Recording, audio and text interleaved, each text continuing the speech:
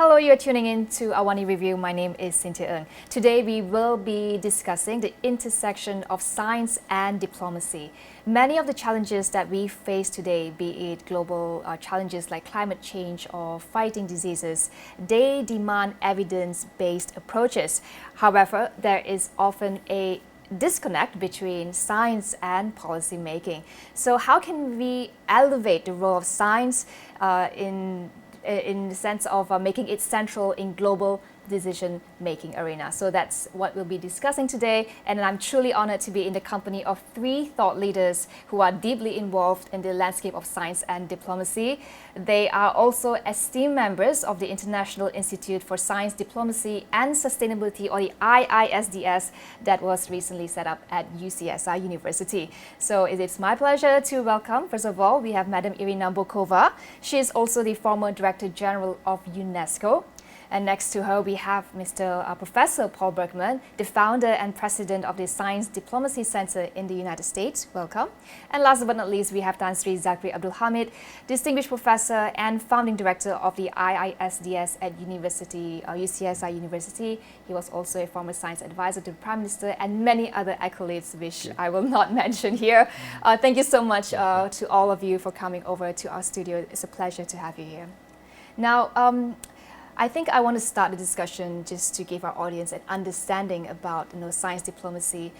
What does science diplomacy look like in practice, and why does it matter to us? Perhaps I can start with Madam Irina, drawing from your experience as Minister of Foreign Affairs in Bulgaria and also the former DG of UNESCO. Can you walk us through why is science diplomacy so important now? First of all, thank you for inviting me. Let me just say that the initiative to establish such a center for science, diplomacy and sustainability at the UCSI is very innovative. It's, I think, the first in this part of the world, the first in the South, and it reflects something that nowadays becomes more than evident. We need science, but we need also understanding of science. We need diplomacy, and diplomacy nowadays has many faces.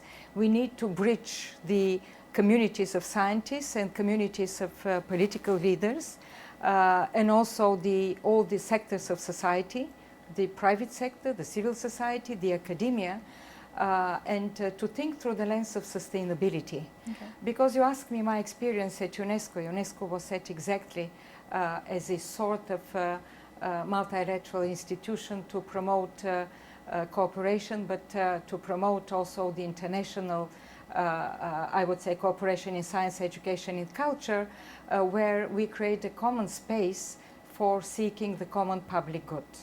Now, science is a common public good, and particularly with the COVID-19, we have seen how important it is that we all collectively search for some solutions.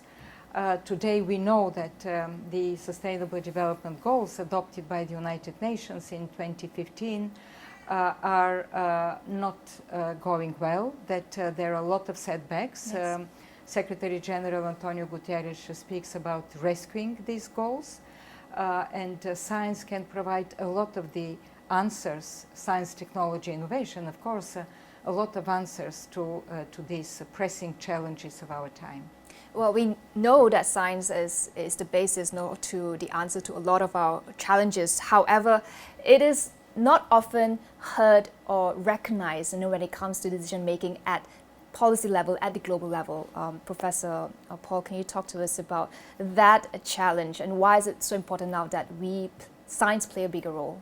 So I think to answer your question, perhaps to take a step back and ask, what is science? So in a general sense, there's a perception of science being natural sciences, chemistry, geology, biology, physics, but science also includes the social sciences, economics, history, law, as well as indigenous knowledge. And all of these systems of knowledge have informed decision makers through history. And the challenge we face today is at a local level, in homes, at schools and communities across nations, and now on a planetary scale. And the challenge we have as a world is one of navigating from the present into the distant future. Certainly the audience that will be listening to this, presumably there are many young people involved. Well, for young people, many of them will be alive into the 22nd century. You know, so we're still in the early part of the 21st century, but they'll be alive in the 22nd century. What kind of lessons do we give them? How do we enable them, empower them to help in the decision making? And we can see in many ways that people are yelling at each other, screaming about they've got the right answer. Everybody's got the right answer, therefore everybody's got the wrong answer. And everybody's not talking to each other. So it's a matter of dialogue. And the context of science diplomacy was imagined, is developing as a strategy to facilitate dialogue among allies and adversaries alike. And Madam Bakova mentioned in terms of the pandemic, you can imagine in terms of cybersecurity, in terms of climate. All of these are global problems. They're not relevant to one nation or people alone. They're problems we have to solve as a civilization. And this is the challenge. How do we as a world navigate from the present into the distant future? There's a view that science diplomacy can be a tool to bridge differences because they say that scientists, they speak a common language, right? Bringing scientists and diplomacy actors, to work on a common agenda is easier said than done. Drawing from your experience, where do you see these challenges are at this point in time? Well, I think in today's age, science diplomacy is very essential to strengthen the conversation between the expert, the scientific community, and the policymakers, in particular the political leaders. Because with science informing them on some of the options to be taken, we would have a better world. And science diplomacy is really something which is needed and something which is well developed in the industrialized countries, the so-called global north. But I think we in the global south is also entitled to that. So that is one of the reasons why we established the institute in UCSI University. And here there is a big scope about knowledge generation, knowledge dissemination. That is the essence of diplomacy. As Professor Bergman was mentioning, issues like climate change, biodiversity loss, pollution, those are global problems which also have a local impact.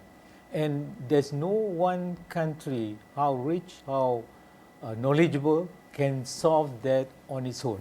That's why the case for this exchange of dialogue, diplomacy. This going back to the role of science, we really saw it coming to the forefront, especially during COVID-19, where we were waiting for press conferences from every day to look at the numbers, to understand the vaccine. But I feel that science has also taken a backseat in some way because of the economic downturn, and then the conflicts are happening. So you mentioned earlier about people are just yelling at each other. How do you get through the noise and try to push through the science agenda on the diplomacy table? I believe there is a very strong drive nowadays for science. There is a need for science, for all sciences, for connected sciences, not just natural, but also the social sciences, precisely for that reason. Because the challenges are huge. The challenges are common, of course, but at the same time they're very complex.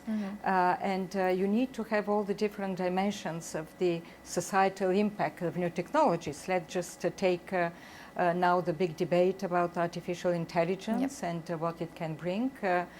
Without having also the societal impact of this, I don't think we will have all the answers that are needed in the world. At the same time, I believe that and I'm coming back to the United Nations and the Sustainable Development Agenda, which is I would say, the most ambitious and humanistic project ever adopted by humanity, by all of us. And we know that without the science evidence, the data, all the research that is being done there, we will not be able to respond to all the ambitions that we have in the 17 Sustainable Development Goals. Now, there are powerful institutions like the International Science Council, which is the big umbrella organization of more than 200 academies of sciences, but there is also the importance of the academic community. And such centers like the Center of Diplomacy, Science and Sustainability can play a hugely important role in creating a new generation of leaders which are knowledgeable, which are committed also to having this approach of science and of diplomacy, and looking at this once again, and I insist on that, as something that is of shared interest, as a common public good. We need this type of leaders, of politicians, of entrepreneurs, of academics that look differently in the world. Yeah. I certainly, agree. But if you look at real politics or what's happening in the real world, what is the role of science diplomacy, especially during difficult times like this? If I take an example of the conflict in Russia and Ukraine, and you see one of the first things that happened was the West and Russia halted scientific collaborations. Some of the Russian scientists were suspended in EU-funded programs. So when such things happen, how do you continue to ensure that science remains a bridge to build trust even in difficult diplomatic environments? So as the concept of science diplomacy brings together science as a process and diplomacy as a process. So you have two processes that are being merged. In the context of Russia, as an individual, as a science diplomat, it was possible to bring NATO and Russia together. This was a dialogue that I was able to convene just as an individual, not as an important decision maker, not as a leader of industry, but as an individual, to enable a dialogue between allies and adversaries alike. That's a skill that individuals have wherever they are in the world, to be able to talk to people, to be able to look them in the eye, to be brave enough to be candid, to share ideas, not that they have the right answers, the wrong answers, but just to ask questions and to facilitate a dialogue. And so Russia and NATO, Russia and Europe, we have a real problem right now in Ukraine. And it's unfortunate, it's terrible, it's horrible when war happens in any place.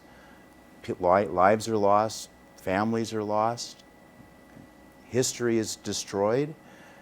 This is unacceptable. And it's unacceptable to imagine a world where superpowers are at odds with each other. Somehow, as a world, we have to go beyond this. We have to think about how we're going to create a stable, resilient, peaceful world in the face of change. Change that includes natural change, change that's influenced by humanity. But we have to be able to respond to change. What is the conversation among your colleagues? Has the job become much harder now? For me, it's a matter of being hopeful. We have in a world a great variety of gloom and doom that is introduced to the public all the time, increasingly with social media. I think there's a responsibility that every generation has to offer hope and inspiration to future generations. I remember talking to the NATO Maritime Command, 100 admirals in the audience, 52 rows of 50 admirals and the NATO Supreme Allied Commander on the other end. And I was speaking in the same way we're talking now, and one of the admirals stood up and said, this is very hopeful you're speaking about.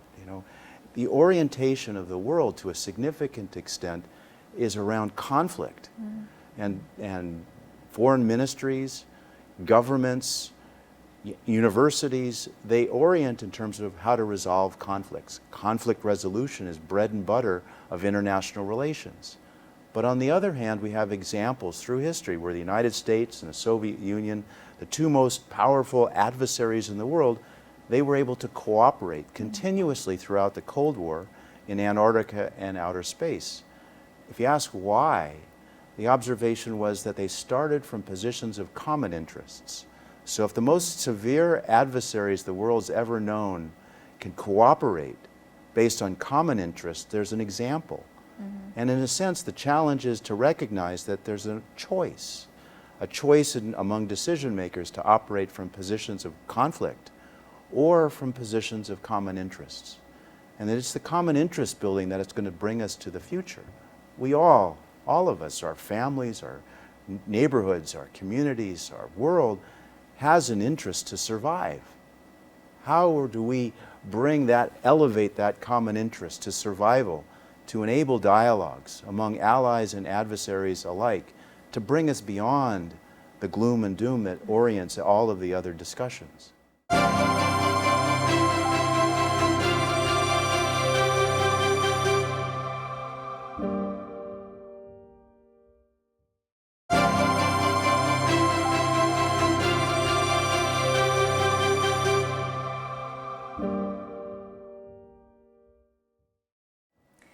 Well, speaking about common interests, I would like to ask Tan Sri his opinion now. A lot of these conversations that we've talked about science diplomacy are very much centered in the global north. And like you said, this is the first time we are bringing that institute, ISSDS, to the global south. What discussions or what opportunities do you think we can bring to the table when it comes to science and diplomacy? Okay, I'll give example, 3 local examples of how science diplomacy works. Diplomacy is the interaction between 2 countries or more. One example, which is very close to Malaysian side, is the current polemic between the European Union and palm oil producing countries like Malaysia and Indonesia. The EU were insisting that maybe the palm oil producing countries would be more sensitive to their needs. Here is the heart of science diplomacy, where the science could provide some answers to assure the European Union that we are practicing sustainable code of conduct. So the science would help. For instance, the Malaysian Sustainability Palm Oil, MSPO, or the RSPO, those are science-based. If that can convince the European Union that we are very sensitive to sustainability issues, that very big problem could be solved. Second one, the issue of the Fukushima waters being released into the sea. That is also a science diplomacy problem.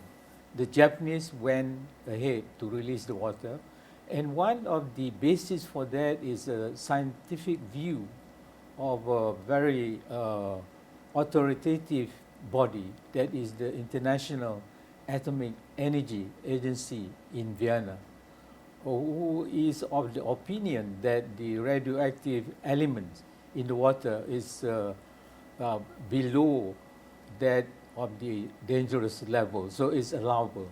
So if we can convince that, but you know, science can only provide a certain example. Already China is against Japan on that, and there are protests in South Korea and other countries. So if we can elevate science diplomacy to play its role, that can be a solution. And the third example is the annual haze that we are facing in this part of the world. There's also a scientific basis for that. We know what causes the haze, the fire, you know, and here is an interplay between the science and the political perception, and that has not been successfully being articulated, still work in progress. So those are the 3 examples. And how do you think non-state actors, like scientists, can play a bigger role in policy making using, scientific foundations? You talk about let's talk about empowerment of these players. I think the scientific community cannot isolate itself they have to link up with the policymakers, the politicians, and even the person on the street. And that means trying to articulate your message in such a way that the common citizen would understand. I think that is a very important element of science diplomacy, science communication, you know, and the scientific community for a long time has not been successful in articulating themselves in the way that the public would accept their logic. I would like to get both of your thoughts. Science communication, where are we? I mean, are we doing well, or is there more that needs to be done? We'll start with Madam. I could only confirm what Dr. Zachary said. I think scientists should be more proactive. Science education also, we sometimes neglect the importance of science education from early on, primary education and further on, so that we have informed citizens, so that are knowledgeable about it. And I just can give you one example. We are now at the beginning of the United Nations Decade for a science about the oceans, something that UNESCO started, of course, with many other partners. And I remember we started talking about ocean literacy, and everybody was asking, what is this ocean literacy? And we know that first research, and I think Paul Berkman is an oceanographer, I'm just speaking under your control, but we just know only 10% about the ocean, what science knows. And the general public, maybe we don't know even 0.001% of what it is. Sometimes somebody said that we speak about planet Earth. They said we have to speak about planet Ocean. Because the ocean is the most of that covers, and we depend on the ocean. Our climate, sustainability, part of the livelihoods of millions of people, if not billions of people. And this is so important. Science literacy is critical nowadays if we really have to have informed decisions as a society, but also to know what we ask from the political leaders, from the business leaders and others, what we would expect from them. It's an interesting question. You know, I would say that part of the opportunity is to recognize that children are inherently curious. You know, they drop things, they burn things, they squish things. It's not because they're malicious. They're asking, what happens if I do this? And somehow the educational system that we have doesn't foster that innate curiosity. And at the heart of science are questions: who, what, when, where, why, and how. And at the same time, those basic questions are the essence of being inclusive. And the real challenge we face is one of inclusion on a planetary scale. The ocean touches all of us. The oceans evaporate, they become clouds. The clouds during warm periods create rain, during cold periods they create snow. And it's this balance of water, for example, on a planetary scale. But the questions, the orientation of thinking about the life we live and the future that we'll give, how do we translate that? And at the heart of it are the next generation. And if we talk about sustainable development, which is a term that's used frequently, we talk about the Sustainable Development Goals, which are a gift to humanity. 17 goals, they're aspirational. If we think about what sustainable development is, it operates across generations. And in a sense, the challenge we face are not the good and the great, the powerful people in positions of influence among institutions, among heads of state. The way to translate is through next generation. And there's a level of empowerment that is, I would say, a responsibility of every generation to offer hope and inspiration to the next, to enable them to be curious, to ask the questions, the hard questions, to be brave, to interact directly with the decision makers. I mean, here are two world-renowned decision makers, by their experience and true leaders. And The institute that's being created in Malaysia is not just for Malaysia. The opportunity is to provide leadership on a global scale.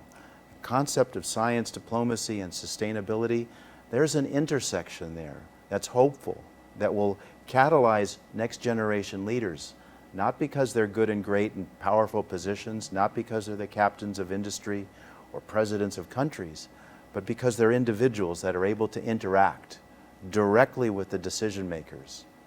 All right. Now, in the final minute that we have, I'd like to give this opportunity to Dan to talk a bit more about the Institute and what is your vision for the Institute and how do you plan to collaborate more with the Global North and our counterparts so that science, diplomacy and sustainability is at the center of decision making? The Institute is really to bring, to empower people in countries like ours on the understanding of science and science diplomacy. Many times such centers are based in the Global North. So this is in fact the first time. And we want to have it for Malaysia at the outset, training of young diplomats, young civil servants, captains of industry, and also academics. But we also wanted to eventually assist the 10 member states in ASEAN on these issues, and finally to the Global South. And because knowledge is so crucial, so pivotal, and only a center of excellence like the Institute can deliver, and deliver it in the neighborhood.